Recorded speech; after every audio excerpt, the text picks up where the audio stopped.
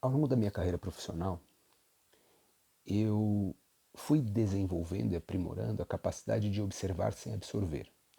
E observar sem absorver é uma capacidade que nós podemos desenvolver que faz com que a gente não se desestabilize, porque se nós deixarmos com que a emoção ela sobreponha a nossa razão frente a algumas circunstâncias, principalmente quando a gente está falando aqui, e eu estou falando especificamente da parte profissional, ou seja, para que eu consiga fazer os meus estudos empíricos, vamos dizer assim, para que eu consiga fazer uma análise minuciosa de algo, eu não posso me deixar levar pelo calor do momento, pela emoção. Eu preciso utilizar a razão. É necessário para que exista ali a minha imparcialidade frente a essa análise. São 20 anos de experiência em prática clínica. 20 anos de experiência em consultório, mas não só em consultório, porque também, além do consultório, além da prática clínica dentro do consultório, eu desenvolvo, ministro treinamentos comportamentais e técnicos, palestras, etc., voltada à parte comportamental. E ao longo dessa minha jornada, eu tive a grande oportunidade, a qual eu sou muito grato mesmo, de ter podido, né, e ainda, de certa forma, hoje muito menos do que antes, trabalhar conhecendo a realidade da humanidade. A realidade que é negada, a realidade que é, de certa forma, atacada de forma veemente por pessoas que desconhecem totalmente as causas e as consequências do que eu vou dizer. No ano de 2003, 2002, 2003, eu tive a grata oportunidade de realizar um trabalho numa comunidade. E esse trabalho me deu uma condição diferenciada de enxergar o outro lado. Porque não adianta você escutar somente um lado, você tem que escutar todos os lados envolvidos. Mas às vezes não basta só você escutar, você tem que conviver, estar próximo, ir até. E eu tive a oportunidade de fazer um trabalho, foi um trabalho que teve uma duração, uma longa duração, e aquilo foi extremamente importante para o meu crescimento e o meu desenvolvimento. O meu crescimento e meu desenvolvimento tanto no tocante ao aspecto intelectual, mas como no aspecto humano. Tá? Então aqui é uma evolução no sentido humano.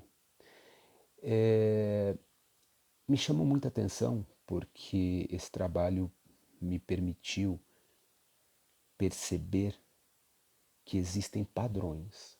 Existem padrões. A gente aprende por repetição e a gente também encontra padrões repetitivos, né? Padrões são questões repetitivas em muitos casos. Então nós começamos a trabalhar com moradores em situação de rua. Isso é muito interessante. É um dos campos muito pouco explorados porque não há grande interesse, né? Eles não significam nada. Na verdade, eles são um problema que a sociedade tenta esconder debaixo do tapete o tempo inteiro. E aí, é logicamente que vai culpar a própria pessoa. E eu não estou dizendo que a pessoa está certa nem que a pessoa está errada, porque o objetivo aqui não é fazer juízo de valores. O objetivo é fazer uma análise. Uma análise que leve em consideração a realidade. Somos seres circunstanciais, mas também podemos criar as nossas circunstâncias. Podemos criar situações, né, que agravam a nossa circunstância e situações que atenuam a nossa circunstância e assim sucessivamente. Mas existe um padrão, um padrão. Os traumas. Trauma gera um padrão. Então, quando a gente fala de distorção, dissociação cognitiva, a gente tem que pensar muito bem, porque os padrões de pensamento, os padrões de sentimento e os padrões de comportamento das pessoas, eles muitas vezes são desenvolvidos, são criados através dos processos de convivência, através das inúmeras maneiras que a sociedade tem, né, de nos manipular. E isso acontece, né, a céu aberto e às claras, à luz do dia. As relações, a primeira sociedade existente é a nossa família. E a gente percebe o impacto e a influência dos traumas que foram causados nesse seio familiar e as consequências, né? Você vai conseguir enxergar sempre na consequência, porque a gente enxerga somente aquilo que a gente quer ver. Então, se você, o problema sempre é do outro. Então, quando você vê ali uma pessoa numa situação difícil, por exemplo, um morador em situação de rua, e você vai lá para escutar a história dele, você vai escutar o lado dele, e você vai entender algumas coisas. Eu tive a oportunidade de escutar todos os lados envolvidos. Tive a oportunidade de ir lá escutar o morador em situação de rua. Aí fomos até a família desse morador de rua para escutar o outro lado. E a gente conseguiu verificar em muitos casos que existia realmente uma verdade naquilo que eles diziam. Que era verdadeiro, que realmente aquilo foi um trauma, que a falta de afeto afetou eles, né, de maneira contundente. Como, mas nem todas as pessoas que tiveram problemas com relação à criação, eles chegam e vão parar no fundo do poço. Isso é fato, isso é fato. Mas nós não podemos negar que existem muitos casos que estão aí. Porque assim, ó, olha que coisa interessante. E aqui quem vos diz é uma pessoa que passou também, né? Não é só o conhecimento teórico, mas o conhecimento vivencial meu, a experiência minha própria, e depois também experienciei, né, juntamente aí com as pessoas. Olha que coisa interessantíssima, né? Não sei se vai dar para vocês entenderem isso, mas é algo que vale a pena a gente pensar e a gente repensar. Eu vou falar um pouquinho de vício. E eu não estou querendo aqui generalizar, porque a gente sabe que o vício ele tem uma série de consequências. Eu não estou indo na consequência do vício, estou indo nas possíveis origens. E aqui estou apenas refletindo. Não estou criando teorias e nem definindo as coisas. Não há uma definição. Existem várias definições. Eu estou dizendo que existem alguns padrões. Quando um indivíduo, porque se você tem ali um problema, né, uma família disfuncional, você tem ali uma situação na sua família onde você não consegue muitas vezes enfrentar, você não recebeu afeto, o afeto de mais, o afeto de menos, e tanto o afeto de mais quanto o afeto de menos, eles nos afetam gravemente, isso é fato, certo? Mas existe um ponto importante nisso, que um padrão. Muitas das pessoas, muitos dos farmacodependentes que eu tive a oportunidade até de clinicar, não estou dizendo nem moradores em situação de rua, estou falando de uma forma geral, agora estou generalizando, eles procuraram, né, nos vícios uma forma de fugir da realidade. E ao mesmo tempo, essas pessoas, a família delas, muitas que eu tive a oportunidade, eram famílias que não tinha ninguém que utilizava, mas que eram até ferrenhos, né, contrários, assim, diziam nos seus discursos ferrenhos, contrários à questão da utilização, etc. Então perceba, aí esse indivíduo que tinha uma família ali que era totalmente contra, né, o uso de droga, ele vai lá e ele tem um problema com essa família, um problema de relacionamento, os conflitos, e ele quer medir força, ele quer punir. Porque assim, como ele sente que ele foi punido por essa família, se sofreu violência física, verbal, etc., ou não recebeu afeto, seja qual for o motivo, ele vai querer punir essa família. E ele vai procurar o quê? Ele vai procurar, muitas vezes, o calcanhar de Aquiles. Então, isso eu vi muito, tá? Não estou dizendo, não estou generalizando. E aí ele vai lá e procura uma droga. Ele sabe que a família é terminantemente contra, etc. E ele vai procurar nas drogas uma forma de punir a família, inconscientemente. E ele procura na droga um meio de punir a família. Então ele se autodestruindo, ele está destruindo a família. Porque ele está punindo a família, que vai sofrer vendo o sofrimento dele, e ele está sofrendo, mas ele está sofrendo de forma consciente nesse sentido, tá? e ele percebe o sofrimento da família e a família não consegue fazer com que ele saia daquilo, porque ele também não quer sair daquilo, porque é uma maneira que ele tem de se vingar, entre aspas, aqui da família. Isso eu vi em muitos casos. Estou falando aqui que a minha experiência, a minha prática clínica, eu vi esse padrão em muitos casos. Não estou generalizando, não estou dizendo que isso é regra, não, não, não. Mas que isso acontece, acontece. Então, a pessoa se pune punindo o outro. Então, há uma, como se fosse entre aspas, aqui um aspecto que você vai tentar ferir o outro, se ferindo como você não consegue ferir diretamente ao outro, porque hierarquicamente está acima de você, então você vai procurar outros meios. E isso tudo tem a ver com o quê? Com a questão de afeto. Afeto, a falta, o excesso de afeto, os excessos são negativos, né? Eles fazem com que as pessoas procurem essas fugas, essas válvulas, né, de escape, sejam as drogas lícitas ou ilícitas. Então, o oposto do que foi imposto. Tem um termo, eu não lembro quem diz esse termo, na psicanálise acho que foi dito isso, talvez Freud, que é o oposto do que foi imposto. Então a gente percebe isso. As pessoas, elas fazem coisas que elas, muitas vezes, é uma reação, né? Então eu não tenho como medir força com você, eu não tenho como bater de frente com você. Então eu vou fazer coisas que você abomina, mesmo que doa em mim, mas eu fazendo isso, eu estou me vingando de você inconscientemente. Tá? Isso acontece em outras circunstâncias também, tá? Esse tipo de comportamento.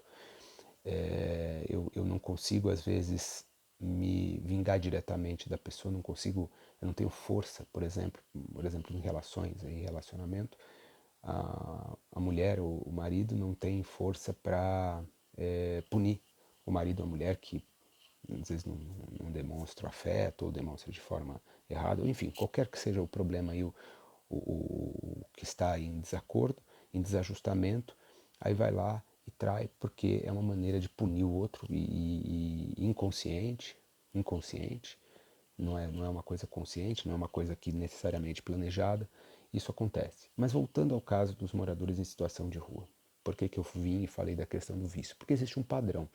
Boa parte dos moradores em situação de rua acabaram, querendo ou não querendo, indo parar nas ruas em função dos vícios. Não necessariamente também, mas todos os casos onde o vício foi o agravante que fez com que eles fossem parar na rua, e aí você faz uma análise deles, das decepções, das desilusões, dos traumas que eles sofreram na infância, principalmente na primeira infância, que é a fase mais importante da vida do homem, a rejeição. A rejeição, eu me lembro que, como eu estudei com o professor Wilson Ribeiro, que foi um psicanalista que desenvolveu a pseudociência, que aqui no Brasil é chamada de pseudociência, que se chama psicoembriologia, que estuda a vida antes do nascimento. E ele falava muito a respeito disso, né? Que a criança, do momento que do momento que começa o processo, né? A criança está ali dentro do útero materno, ainda no processo de formação, ela está ligada diretamente ali com a mãe, né? Com as emoções da mãe. Então ela sente tudo que a mãe sente, ela ouve, mas não entende aquilo que a mãe ouve, mas ela está sentindo, porque tudo aquilo que acontece na nossa vida corre nas nossas veias, tá? E isso existem explicações, etc. E essa criança, ela sente ali, desde aquele primeiro momento, o amor ou a rejeição, seja qual for o sentimento. Porque a mãe sente e a criança, e muitas vezes a própria mãe rejeita o próprio filho. Isso acontece também. Não estou dizendo como acontece, por que acontece, não estamos aqui entrando no mérito disso, mesmo porque isso seria uma coisa que careceria de muito tempo para que a gente pudesse discutir a respeito desse assunto.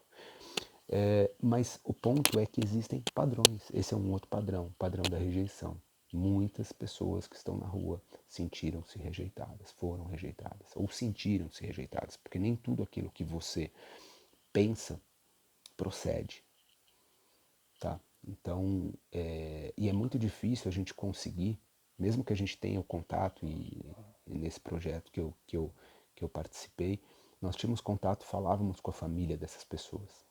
E a gente não tinha como ter a certeza que aquilo que as pessoas falavam era verdadeiro, mas normalmente as pessoas se defendem, né? Então como é que a gente consegue entender? E a gente trabalha muito no aspecto da tentativa, da desconstrução.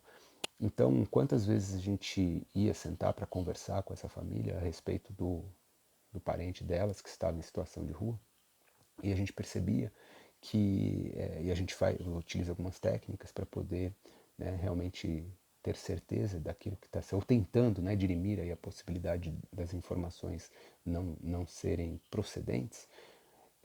A gente utiliza algumas técnicas. A gente percebia muitas vezes que quando eram coisas negativas, prejudiciais, né, de forma geral, elas negavam, etc. A negação, ela é uma ferramenta, né, utilizada pelo ser humano para tentar diminuir a culpa, né, ou se isentar da responsabilidade, e a gente percebia isso. E eu tinha já experiência anterior nisso, uma experiência de vida, né, a minha própria experiência. Então, isso me ajudou bastante nesse processo. E como eu tinha e tenho e sigo tendo a vontade de entender um pouquinho a mente humana, entender o porquê o ser humano é capaz de fazer coisas que, no meu entendimento, são coisas totalmente incoerentes, incompatíveis, irreais, surreais, que eu digo, o termo é esse. Então, o que eu queria hoje falar para vocês é que a grande experiência que eu tive com os moradores em situação de rua, eu nunca tive essa situação de rua, tive situações difíceis na minha vida e passei por situações difíceis. Depois eu tive um estabelecimento comercial onde eu trabalhava com moradores em situação de rua, fármaco-dependentes, e eu desenvolvi a capacidade de entendê-los de certa forma, mas antes de entendê-los eu aprendi a respeitá-los, porque o respeito é a base de toda e qualquer relação humana. E a convivência com essas pessoas, pelo menos comigo, era harmônica. Eu não fazia parte do meio delas, porque elas mesmas sentem vergonha delas mesmas. E muitas vezes eu tentava trabalhar essa questão da autoestima, porque essa pessoa também já perdeu a autoestima. Tentava ali trabalhar, tentar resgatar a identidade dessa pessoa. E um dos grandes problemas, no meu ponto de vista, da humanidade, é a falta da capacidade do desatamento dos nós que nós atamos e que ataram a nós. Então esse desatamento, ele é exatamente um trabalho de reconstrução da nossa cognição, para que a gente possa reverter as distorções cognitivas que foram criadas, né, por nós mesmos através das nossas relações, dos nossos relacionamentos, da convivência, né? Porque a gente aprende as coisas por repetição, a gente reproduz pensamento, a gente reproduz sentimento, a gente reproduz comportamento. E muitas vezes de maneira inconsciente, porque não nos foi ensinado. Quando fala lá nos pilares da educação, aprender a aprender, aprender a ser, aprender a fazer, aprender a conviver, eles dizem que ensinam essas coisas, mas na verdade não ensinam. O aprender a aprender, aprender a pensar. Em que momento da vida nós aprendemos a pensar? Se dizem pra gente que a gente não pode mentir, mas os nossos pais mentem para nós. Isso já começa uma distorção cognitiva, uma dissonância cognitiva. Então, mentem para nós e dizem que a gente não pode mentir. E a gente mente para nós. E a pior das mentiras é o auto-engano. Não tem como você enganar você mesmo. Assim como não tem como a gente enganar as outras pessoas por muito tempo. Quando você mente, você faz uma dívida com o tempo. Porque mais cedo ou mais tarde, aquilo que você mentiu vai vir à tona. E as pessoas não estão muito preocupadas porque elas querem somente viver o hoje, o agora, o now. E é isso. Será que nós não poderíamos dar mais atenção, a prestar mais atenção na atenção que nós prestamos? Para onde nós estamos direcionando a nossa atenção? No que nós estamos focalizando? O que nós estamos fazendo da vida, da nossa vida? Porque na verdade, se você pensar bem e pensar de forma racional, a vida nunca acaba. Porque nós somos passageiros somente de passagem nessa passagem. Uma hora nós vamos embora, vamos desembarcar. ou vamos embarcar, seja o termo que você quiser utilizar. Mas a vida vai seguir sem a gente. Nós somos insignificantes para a vida. A nossa vida, ela tem que ter significado, sentido. Então a significância da nossa vida, o sentido da nossa vida, quem dá somos nós, independentemente de qualquer coisa. E o sentido da vida enquanto um caminho é como se fosse uma estrada, então o sentido da vida, estamos todos na mesma estrada, estamos todos numa estrada e essa estrada nos levará à morte, ponto. E nós temos que fazer a diferença fazendo diferente. Temos que reparar as coisas, temos que prestar atenção na atenção que nós estamos prestando. No que nós estamos prestando atenção. No que nós estamos prestando atenção vai fazer com que nós nos transformemos. Então, para um pouquinho para pensar, o que você tem feito com a sua vida? Como é que você tem utilizado o tempo?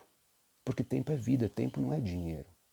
E a gente está preocupado em agradar os outros, em ter as coisas, mas a gente não está preocupado em ser quem somos, em sermos verdadeiros. Não estamos preocupados com as coisas que deveríamos nos preocupar. Então, é preocupante nós não nos preocuparmos com aquilo que nós deveríamos nos preocupar. A ocupação principal do ser humano é ele compreender, né? Esses dias aqui eu estava conversando com uma pessoa a respeito do sentido da vida, que a pessoa tem uma condição financeira muito agradável e ela estava questionando, reclamando que, poxa, mas isso não tem sentido, a vida não tem sentido porque as coisas não me preenchem. E de fato nada preenche. Muitas vezes, voltando para os moradores de rua, muitas vezes eu escutei e escuto até hoje, porque ainda, né, nos momentos que eu tenho disponibilidade, eu tento levar palestras que falam a respeito da mente humana, do comportamento humano para eles, porque eu digo que nós aprendemos muito mais com os outros, porque é nessa troca, nesse momento de troca, é principalmente você dedicar o seu tempo àqueles que a sociedade abandonou, que a sociedade julgou e condenou, sentenciou. E é uma das coisas mais terríveis, né? Você ver como essas pessoas são subjugadas, como a sociedade ela destrói toda e qualquer possibilidade daquele indivíduo reverter a sua situação. As humilhações, os apontamentos, os julgamentos, eles são terríveis. Eu tive e tenho oportunidade até hoje. Eu tenho diálogo, contato com eles, então eu percebo que uma das coisas mais complicadas é que a sociedade ela produz os problemas. A sociedade é a grande produtora dos piores problemas. Porque um ser humano consciente, um ser humano que desenvolve a inteligência emocional, um ser humano que desenvolve a inteligência, a parte intelectual, a parte racional, o ser humano que desenvolve a inteligência financeira, esse ser humano dificilmente ele vai ser manipulado. Então a sociedade ela não quer seres pensantes, ela quer seres perambulantes. E o ser perambulante é aquele que não pensa, ele vai seguir a massa, ele não está preocupado. E quantas vezes, mas não sei, inúmeras vezes as pessoas me questionam e falam assim, puxa vida, mas você abriu mão, né, da sua vida pessoal para que você conseguisse desenvolver a sua carreira, para que você conseguisse estudar, porque você tem que abrir mão, e eu falo que tudo na vida tem um preço, tem um prazo, e a gente tem que estar disposto a pagar o preço e cumprir o prazo. E eu entendi que eu não posso ignorar a minha ignorância, que a pior, né, o ignorantismo, o ignorante verdadeiro é aquele que ignora a sua própria ignorância.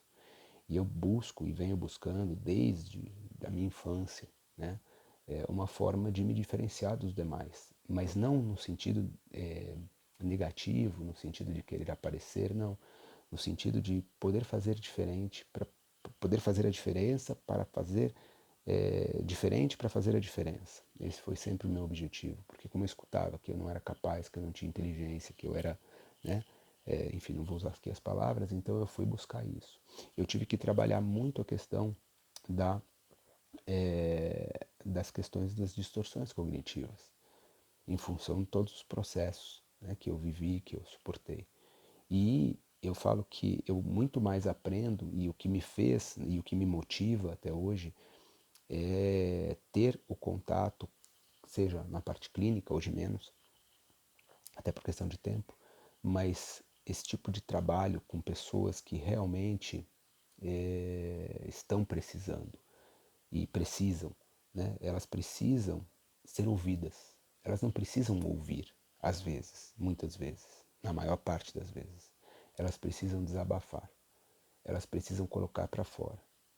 E a gente precisa dar esse ouvido, e um ouvido que não julga, e um ouvido clínico que a gente fala, que é o ouvido que não vai julgar, que não vai condenar, que não vai apontar, mas que vai acolher e que vai tentar compreender, mesmo muitas vezes com muita dificuldade de compreensão, porque tem certas coisas que é difícil mesmo. Mas o ponto é, ninguém escolhe o sofrimento conscientemente, de forma integral, vamos dizer assim. Então, quando você vê uma situação extrema, quando você vê uma pessoa em situação de rua, você tem que estudar muito, muito profundamente a vida dela, para que você consiga entender o que levou ela a chegar àquele ponto. Porque aquilo ali não aconteceu da noite para o dia. Aquilo ali não é fruto de uma escolha, de uma escorregada, como algumas pessoas dizem. Aquilo ali é uma somatória de inúmeros fatores, de inúmeras circunstâncias. O ser humano, como o Dr. Enéas Carneiro disse, falecido, em memória, nós somos um universo. Cada ser humano é um universo dentro dele mesmo. Então, cada ser humano tem uma história de vida, tem referências diferentes, passou por circunstâncias diferentes. Então, quando você julga alguém sem o conhecimento de causa, você está sendo totalmente, assim, não vou nem dar aqui o termo, eu vou dizer assim, você está errado. Vou só dizer isso, não vou usar um termo pejorativo, negativo. Porque nós temos que avaliar. Então, eu vos afirmo que, porque eu tive a oportunidade de ter contato com essas pessoas, eles não estão lá porque eles querem. Às vezes eles não querem sair de lá, mas acontece. Muitas vezes você escuta isso. Porque eles perderam todas as esperanças já, ou enfim. Ainda que eu acredito que a esperança de verdade é aquela que vem do verbo esperançar, né, de fazer. Mas você vê que às vezes a pessoa chega num nível de descrença não com relação a crenças religiosas ou coisas do gênero, mas ele chega num ponto onde ele já não acredita mais em nada nem em ninguém, muito menos nele mesmo, porque ele perde a própria identidade e ele se desconstrói diuturnamente, tá? E aí ele busca, né, no vício, uma forma de fugir da realidade, daquilo que está ali o tempo inteiro, né, maquinando na cabeça dele.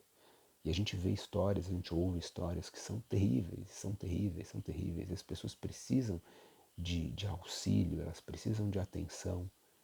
E a gente vê que hoje a neurociência, o avanço, né, da neurociência, que contribui muito para a parte da neurologia, da psiquiatria, mesmo da psicologia, até mesmo da educação, deveria ser utilizada para que a gente pudesse trabalhar, mas não nas consequências. Também a gente tem que trabalhar na consequência, mas trabalhar na consequência é enxugar gelo.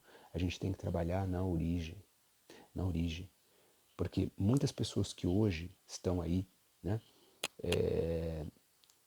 inseridas na sua estrutura, no seu seio familiar, amanhã elas vão estar lá. Enquanto nós não trabalharmos a origem, as consequências seguirão.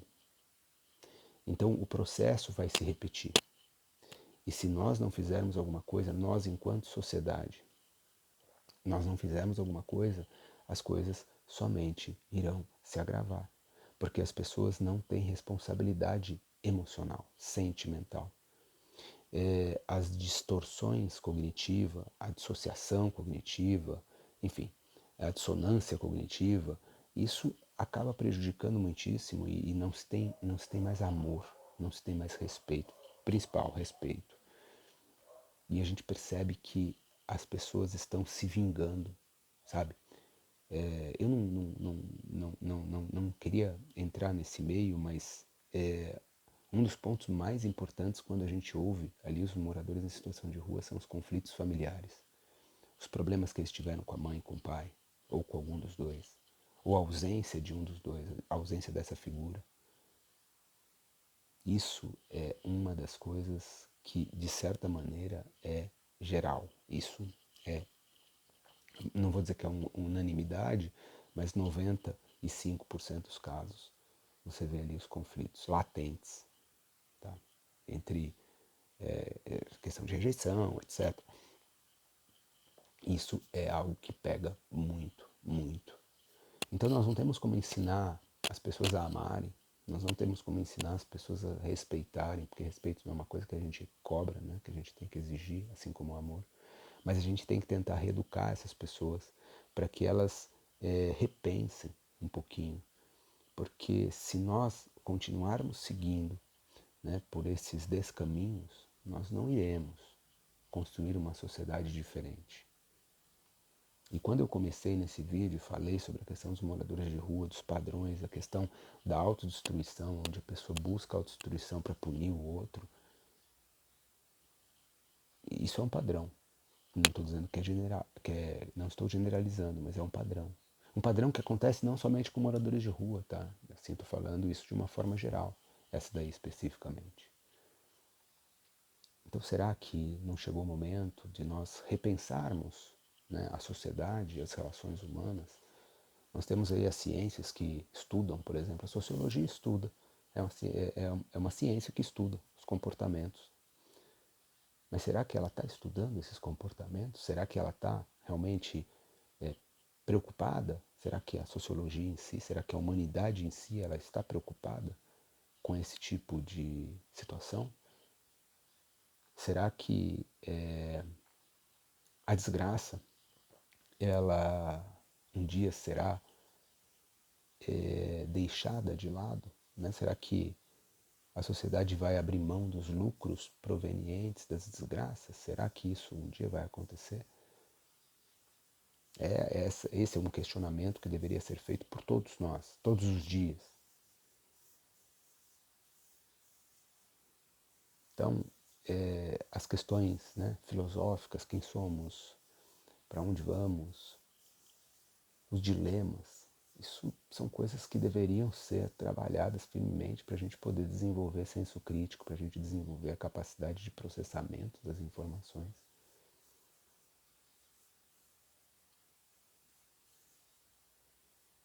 Será que eu digo eu, você, será que nós estamos dispostos a contribuir na construção de uma sociedade melhor? Eu não acredito numa sociedade justa, fraterna, liberta.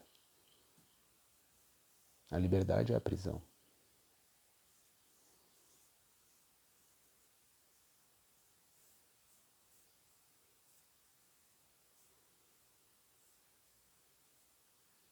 Cabe a cada um de nós analisarmos, né, os problemas sociais e o quanto esses problemas sociais eles influenciam na nossa vida direta e indiretamente.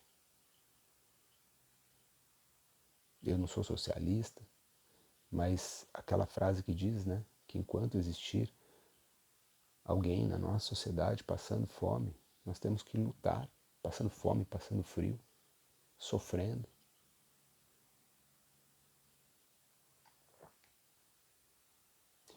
No meio acadêmico, no meio científico, a gente vê uma guerra de egos, onde as pessoas estão discutindo. Às vezes eu vejo os vídeos no YouTube e eu vejo o tipo de pergunta que as pessoas fazem. Então, por exemplo, esses dias atrás eu vi a dissonância cognitiva, uma médica, psiquiatra, falando a respeito do tema, um tema extremamente complexo, que deveria ser trazido de forma entendível para a população, que não tem obrigação de ter conhecimentos científicos para poder processar as informações, mas dá para fazer de uma forma que as pessoas entendam. E ela deu um exemplo e as pessoas massacrando. Pessoas que não têm nem conhecimento científico para massacrar a pessoa, né, dizendo coisas absurdas que não fazem o menor sentido e que não são linhas de raciocínio. Então, a sociedade ela está virulenta, né? Violenta, odiosa. E se a gente não repensar todos os processos da sociedade, nós estaremos fadados ao fracasso total. Ainda eu acredito que existe a possibilidade de nós revertermos algumas coisas. Outras vai levar muitos anos, mas se nós não começarmos agora, nunca vai mudar. Eu afirmo que a guerra atual ela é puramente mental. A guerra atual é puramente mental. As nossas redes neurais, elas têm as redes neurais que compõem ali o nosso cérebro, elas têm uma similaridade, uma semelhança muito grande com as redes computacionais. A programação por trás, né, da programação, ela é muito semelhante à da nossa mente. Os algoritmos, eles estão agora ditando o ritmo das nossas mentes, da nossa vida. Nós somos teleguiados pelos algoritmos. Nós somos literalmente teleguiados. Isso não tem teoria de conspiração, coisa nenhuma. Nós fomos hackeados, hackearam a nossa mente, ou seja, hackearam pensamento, sentimento e comportamento. 3 coisas foram hackeadas. Nem tudo que a gente pensa para pensar. Nem tudo que a gente realmente sente. A gente só está sentindo, mas não entende por que está sentindo, porque a gente vai sempre ir pelo subjetivo, etc. E os nossos comportamentos, a gente sempre tem justificativa para eles. Sem contar na dissonância, né? Que a gente está pensando uma coisa, fazendo outra e falando outra. Pensamento antecede a fala. Pensamento antecede fala, que antecede comportamento. Não tem como você fazer alguma coisa. Sempre quando você for fazer alguma coisa, você vai usar um padrão. Você vai usar um padrão, uma repetição, algo que está na sua memória, ou vai agir por impulso, né? E você não vai utilizar os filtros, e principalmente o filtro da razão, que é a maneira com que a gente tem de muitas vezes não agir de forma impensada. E agir de forma impensada não significa que você não tenha pensado para agir, significa que você não parou para pensar em como você poderia agir. Ou seja, você deixou com que a emoção, que a forte emoção, levasse você a uma ação que, de certa forma, foi impensada porque você não passou ela para o processo básico. Então, nós estamos no modo automático. Existe uma automatização dos nossos pensamentos, dos nossos sentimentos, das nossas ações, nossas reações, nossos comportamentos. Então, nós estamos realmente assim sendo as marionetes do sistema, mas agora essas marionetes do sistema, elas estão totalmente interconectadas. Existe uma interconexão, então você está ali o tempo inteiro consumindo o que querem que você consuma, assistindo, e consumir de uma forma geral, mas vamos falar, consumindo aquilo que eles querem que você consuma. Fala-se muito a respeito de você, né? Vamos diminuir a quantidade de veículos, etc. Tal. E aí você vai no mercado comprar os produtos, né, os alimentos, a cada dia mais e mais intoxicados nós estamos, porque os alimentos nos fazem mais mal do que bem, e somos induzidos a consumir, consumir, consumir, consumir, consumir, consumir. Consuma-se para ser consumido, consuma para ser aceito, consuma-se para consumir, consuma-se para ser aceito. Então, consuma ou suma, em suma, consuma ou suma. E essa é a sociedade. E quando eu falo que muitas vezes eu tive a oportunidade de conversar com moradores em situação de rua, e eu volto sempre para eles, porque para mim eles são grandes, grandes, grandes mestres, ainda que com todos os problemas, etc. Aqui eu não estou fazendo julgamento a respeito de algumas coisas, mas eles têm muita coragem de fazer, né, de viver à margem da sociedade, literalmente, expostos totalmente, né? Eles abrem mão da segurança, de todas as coisas. Então há um ato ali de coragem, ainda que seja uma coragem perigosa e autodestrutiva, mas eles estão caminhando por um caminho totalmente diferente do nosso. E eles têm uma ampliação de consciência nesse processo muito grande. E infelizmente que não conseguem fazer um bom uso dessa ampliação, dessa consciência. Mas tive a oportunidade de conversar com pessoas com um nível de consciência elevado. né, que eles conseguem enxergar a realidade da sociedade com muita clareza, com muita nitidez, sem histórias que a gente fala são as teorias de conspiração. Não, eles são tão cientes, conscientes.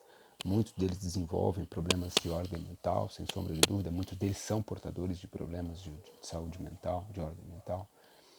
Muitos deles não tratam, né, os problemas também, não porque não aceitam, mas porque não querem ajuda. Muitos não querem ser ajudados, porque chegaram num ponto onde eles entregaram as pontas, só estão esperando o dia deles chegar. Mas muitos deles têm consciência e muitas vezes dizem que não conseguem sair por questões. E aí nós temos que trabalhar os aspectos das distorções cognitivas, da ressonância, enfim, por aí vai. A gente tem que fazer um trabalho minucioso e é totalmente possível você resgatar uma pessoa. Mas para você resgatar uma pessoa, você precisa trabalhar firmemente nela. Então, o que eu queria dizer é assim, cuidado com aquilo que você pensa, porque nem tudo que você pensa, você pensou para pensar. Nem tudo que você sente, você de fato sente ou deveria sentir. Nem tudo que você, os seus comportamentos, né, nem tudo que você faz, você deveria fazer, você deveria repensar, e a gente deve repensar, a gente precisa fazer isso. E quando a gente ouve aí autores, até psiquiatras, autores de best-sellers, dizendo que a gente não tem que pensar. Olha, se dizendo que a gente pensa, sempre, dizendo que a sociedade diz que pensa, mas não pensa, está terrível. Imagina essa sociedade não pensar. Então, os senhores do caos, os senhores do caos, eu digo que são os seres vistos, né? E esses serviçais dos seres vistos são os indivíduos que propagam as informações contaminadas, são os influenciadores, né, que a gente chama, e influenciadores eles são muito bem remunerados para fazer o que eles fazem, para disseminar o que eles disseminam. E eu não estou com teoria de conspiração, basta você querer enxergar a realidade. Contra fatos não há argumentos, né? Então a gente precisa parar um pouquinho para repensar. A revolução na nossa consciência ela é um processo intrínseco, indivisível e intransferível. O teu crescimento e o teu desenvolvimento ele depende única e exclusivamente de você mesmo. Agora, nunca se esqueça que o maior inimigo que nós temos somos nós mesmos. E ninguém, além de nós mesmos, poderá nos defender de nós mesmos. Nós somos os únicos capazes de nos defendermos de nós mesmos. Então você não pode contar com a ajuda de terceiros, né, nesse processo de se defender de você mesmo. Então, conscientize-se, entenda, compreenda. Tudo depende de você. Tudo depende de você. Ah, não, mas e o que não depende? Não. Quando eu falo tudo, você tem que se ater a tudo que depende de você. Os problemas, né, espécies. Problemas que dependem de mim, problemas que independem de mim. Eu tenho que focar naqueles que dependem de mim, porque os que independem de mim, como o termo diz, não dependem de mim. Então eu preciso focar no que depende. E como você encara o problema é, é realmente decisivo. Então nós temos que aprender a transformar o problema em um desafio e nos desafiar constantemente. Cada problema é um desafio, é um desafio. E eu vou me desafiar a enfrentar esse desafio e vou desenvolver capacidades, habilidades e competências, vou aprimorar e cada desafio uma nova aprendizagem ou várias aprendizagens em cima de um desafio e vou assim crescendo, desenvolvendo, evoluindo e assim sucessivamente. Esse processo ele é indivisível, intransferível e é impossível de você querer, né, fazer com que isso não aconteça na sua vida. Todos nós tivemos, temos e teremos problemas e a maneira com que a gente lida com eles é que pode e faz toda a diferença. Então, lute com todas as suas forças, porque você é o único capaz de te defender de você mesmo.